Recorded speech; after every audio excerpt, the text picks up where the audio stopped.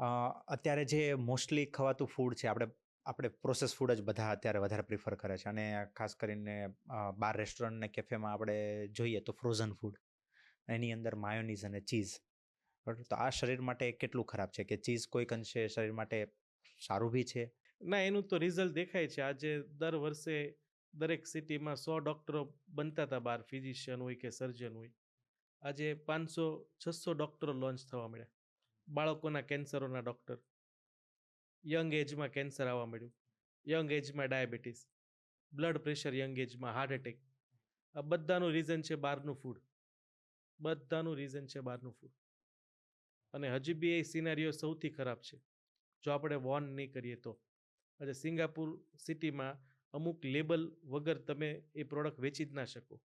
એને કેટેગરીઝ બનાવી છે, એ બી સી કેટેગરી. અગર એ કેટેગરીનું છે તો ધેટ ઇઝ ગુડ, સી કેટેગરીનું છે તો ધેટ ઇઝ વર્સ્ટ ફૂડ. તો અગર એ કેટેગરી આપણે કરીએ ને તો રોડ રસ્તા ઉપર જેટલી બી શોપ દેખાય છે ને, that all are C category. But શું થાય કે આપણે એક લાઈફસ્ટાઈલ એવી કરી નાખી છે કે આપણે ગેજેટ યુઝ કરીએ છીએ તો આપણે પિઝા જ ખાવાના. અને એ તમને આ આજથી 5 વર્ષ પછી બી એટલો ખરાબ સિનારીઓ આવશે કે યંગ એજમાં શુગર આવી જશે. અને આવવા બી મળ્યું છે કે હું આજે 15 વર્ષ પહેલા જોતો હતો કે શુગર 50 વર્ષે આવતું હતું, આજે 30 વર્ષે આવે છે. બાળકોમાં બી આવવા મળ્યું છે. એટલે એ દેખાશે. એમાં શું થાય, બોડી તો રેઝિસ્ટ કરતું હોય, પણ આપણે શું થાય કે બાર પીઝા પાસ્તા ખાઈએ છીએ અને આપણે 30 વર્ષની ઉંમર છે ને કશું થતું નથી, તો આપણે એવું સમજીએ હું ફિટ છું. બટ તમે ફિટ નથી, 40 વર્ષે તમે નહીં ચાલી શકો. એટલે that is a worst food. અગર એની કેટેગરાઇઝ કરીએ ને તો all are in C category. એટલે બહારનું મેક્સિમમ વન્સ અ વીક કે ટ્વાઇસ અ વીક 2 મીલ તમે બહાર ખાઓ. તમે ઓલમોસ્ટ જો ઘરે ખાશો ને તો ઘણો બધો તમારી લાઈફની લોન્જિટિવિટી વધી જાય. ઘરે બનાવેલું જે બી ખાવું હોય ગરમા ગરમ ખાઈ લો. અને એ જ આપણને દેખાય છે. આપણે જે અગર આપણે ઓબ્ઝર્વેશન સ્ટડી જોઈએ તો અત્યારે બી ટ્રાઇબલ્સ એરિયા છે કે રૂરલ ગામના એરિયા છે તો ઘરનું ખાય છે, નથી બીમારી. અને આવે તો બી 60-70 વર્ષે આવે છે. અને એ જ તમે મેટ્રો સિટીમાં જુઓ તો બધી મોટી મોટી હોસ્પિટલ શું કરવા બને છે? હોસ્પિટલ એની ઇન્કમ થતી હોય તો જ બનશે ને. આજે એક ચેનની 3 ચેન બનાવી દે છે કે ભાઈ 3 હોસ્પિટલ ક્લિનિક ખોલી, તો ધેટ ઇઝ નોટ સક્સેસ. એ લોકોની સક્સેસ છે અર્નિંગની, નહીં કે સોસાયટી માટેની. સો ઓલવેઝ ફૂડ માટે તમારે ફોકસ કરવું જ જોઈએ.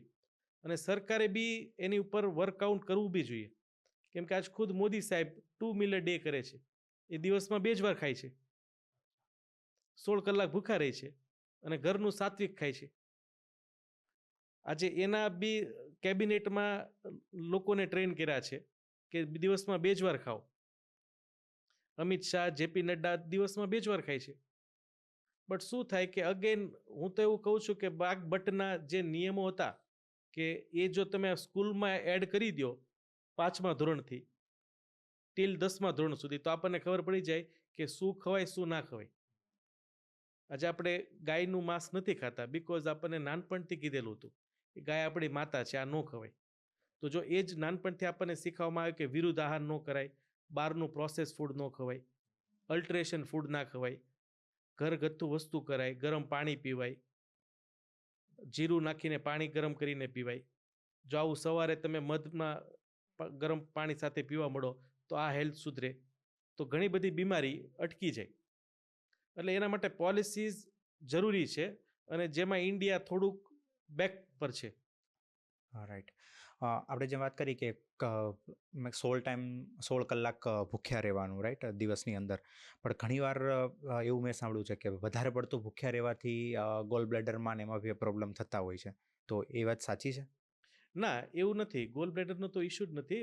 અમુક વખત તમે જ્યારે ફાસ્ટિંગ ચાલુ કરો છો ને તો અમુક કેવું છે કે આપણે એક સાયકલ હોય, ફૂડ સાયકલ, કે સવારે 7 વાગે બ્રેકફાસ્ટ, 10 વાગે ટી સ્નેક, 12 વાગે લંચ, 4 વાગે પાછું સ્નેક, 7 વાગે ખાવાનું.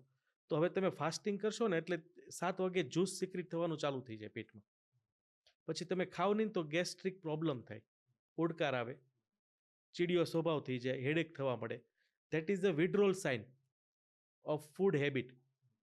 કે આપણે કોઈ નશો બી છોડીએ ને તો 3-4 દિવસ એની વિડ્રોલ ઇફેક્ટ દેખાય. સો અગર કોઈને દેખાય છે તો સમજવાનું કે એને આ વિડ્રોલ સાઇન છે.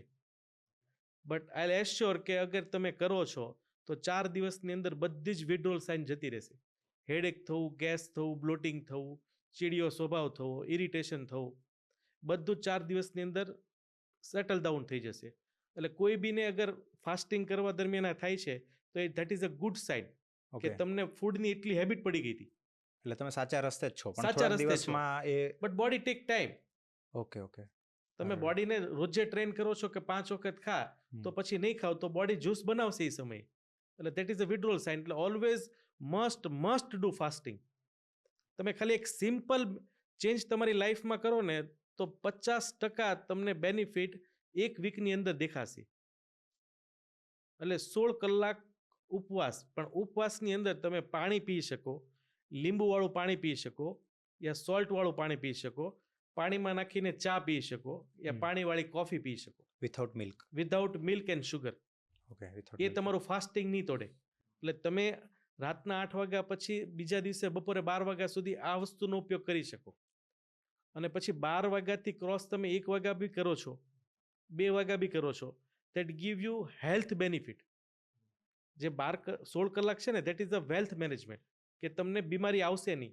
પણ તમે 12 વાગ્યા 16 કલાક પછી 17 કલાકનો ઉપવાસ કરો છો, 18 કલાક કરો છો તો હેલ્થ બેનિફિટ, તમારી મેડિકલ ઇલનેસ બધી જતી રહેશે, શુગર બીપી ડાઉન જવાનું જતું રહેશે.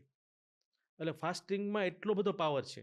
અને એને નોબેલ પ્રાઇઝ મળ્યો છે ફાસ્ટિંગને, કે ફાસ્ટિંગ એટલું એક્સ્ટ્રીમ લેવલ પર બેનિફિટ છે કે કેન્સરને બી ટ્રીટ કરે છે. કેમ કે તમે ખાશો નહીં તો બોડીને ફૂડ જોશે, એટલે બોડી છે ને જે વેસ્ટ ટોક્સિન સેલ છે એને ખાવા મળશે. Right right. અને એની પહેલી સાઇન જ્યારે તમે ફાસ્ટિંગ કરશો ને એટલે તમારું યુરિનેશન વધી જશે. એટલે બધો જ ટોક્સિન્સ યુરિનથી બહાર બહાર નીકળશે. નીકળશે. That is the first sign. Okay.